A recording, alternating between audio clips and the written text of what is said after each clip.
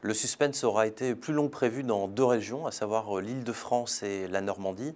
Et il s'avère, sur la base des résultats officiels pour la Normandie et des estimations de l'ensemble des instituts pour l'Île-de-France, que ces deux régions basculent aujourd'hui à droite. Hervé Morin l'emporte comme tête de liste UDI, les Républicains en Normandie, et Valérie Pécresse l'emporte quant à elle en Île-de-France comme tête de liste les Républicains alliés au MoDem et l'UDI.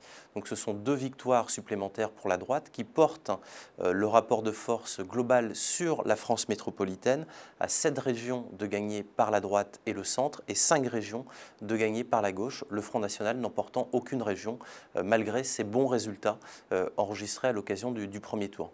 On voit que la mobilisation dans ces deux régions, à savoir la Normandie et l'Île-de-France, a donc favorisé la droite et le centre, hein, avec une victoire qui se fait souvent d'une courte tête, comme on le voit en Normandie. Hein, moins de 5 000 voix séparent Hervé Morin de son concurrent socialiste. Hein.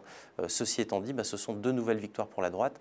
Et effectivement, la victoire de l'Île-de-France a une portée symbolique importante, hein, puisque la région capitale rassemble près d'un cinquième des habitants en France, qui est donc une victoire importante pour la droite, qui avait perdu cette région à l'occasion des élections régionales de 1998.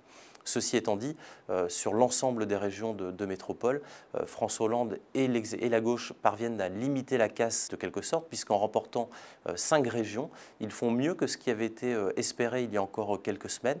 Le consensus général faisait que la Bretagne, la grande région sud-ouest et le Languedoc-Roussillon, Midi-Pyrénées étaient sûrement conservés par la gauche. Ils ajoutent à leur victoire la Bourgogne-Franche-Comté et la région Centre-Val de Loire.